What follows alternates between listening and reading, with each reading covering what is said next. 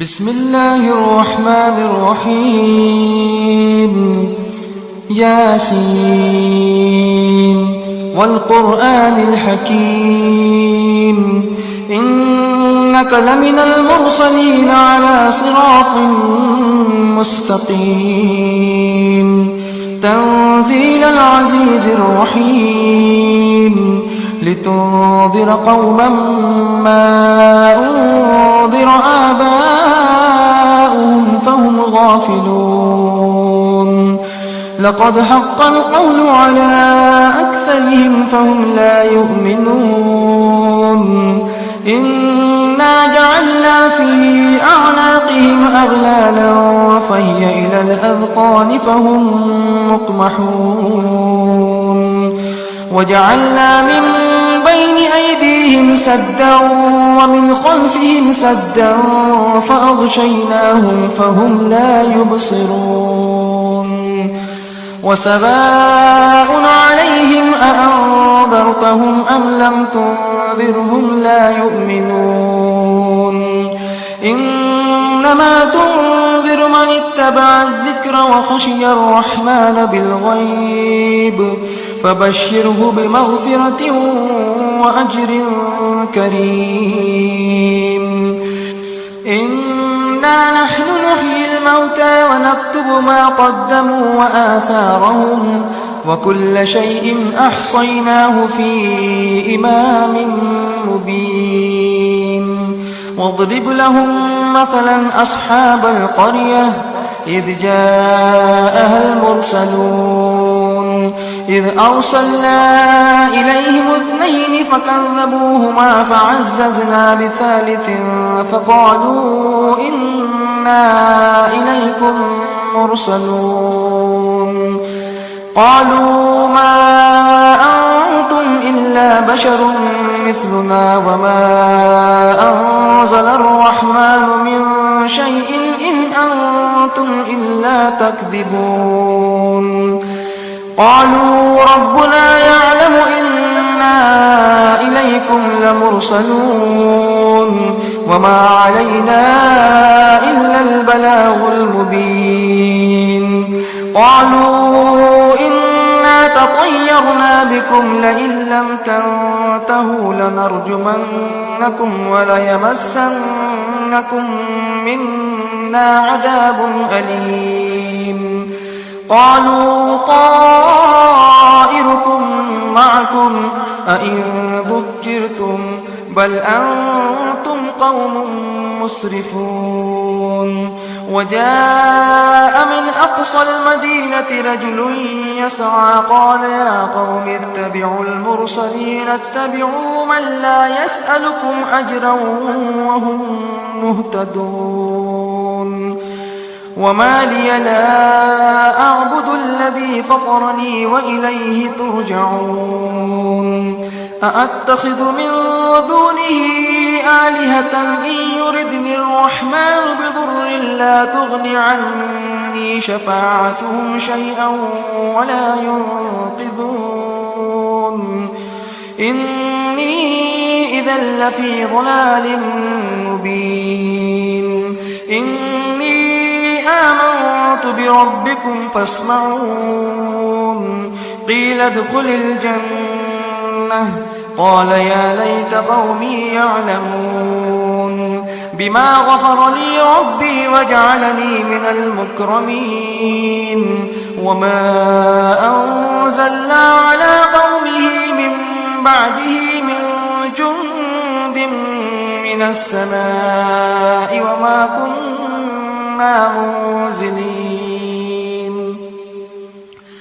إن كانت إلا صيحة واحدة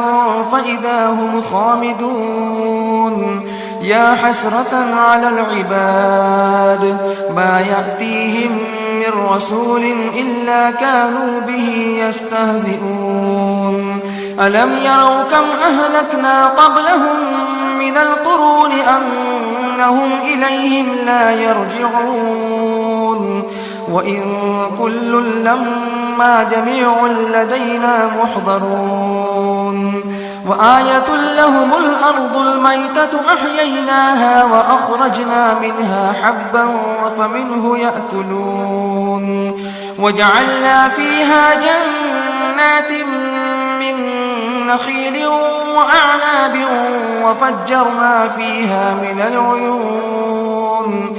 ليأكلوا من ثمره وما عملته أيديهم أفلا يشكرون سبحان الذي خلق الأزواج كلها مما تنبت الأرض ومن أنفسهم ومما لا يعلمون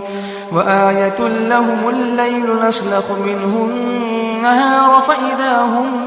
مظلمون والشمس تجري لمستقر لها ذلك تقدير العزيز العليم والقمر قدرناه منازل حتى عاد كالعرجون القديم لا الشمس ينبغي لها أن تدرك القمر ولا الليل سابق النهار وكل في فلك يسبحون وآية لهم أنا حملنا ذريتهم في الفلك المشحون وخلقنا لهم من مثله ما يركبون وإن نشأ نغرقهم فلا صريخ لهم ولا هم ينقذون إلا رحمة منا ومتاعا إلى حين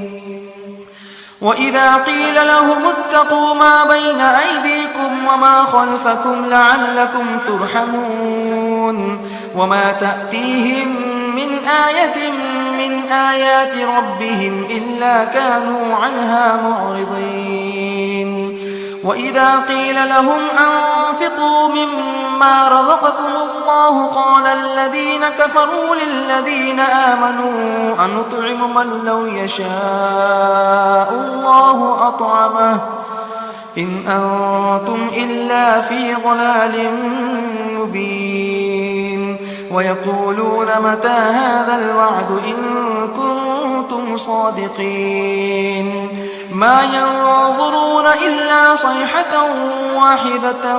تأخذهم وهم يخصمون فلا يستطيعون توصية ولا إلى أهلهم يرجعون ونفخ في الصور فإذا هم من الأجداث إلى ربهم ينسلون قالوا يا ويلنا من بعثنا من مرقدنا هذا ما وعد الرحمن وصدق المرسلون إن كانت إلا صيحة واحدة فإذا هم جميع لدينا محضرون فاليوم لا تظلم نفس شيئا ولا تجزون إلا ما كنتم تعملون إن أصحاب الجنة اليوم في شغل فاكهون هم وأزواجهم في ظلال على الأرائك متكئون لهم فيها فاكهة ولهم ما يدعون سلام قولا من رب رحيم وامتازوا اليوم أيها المجرمون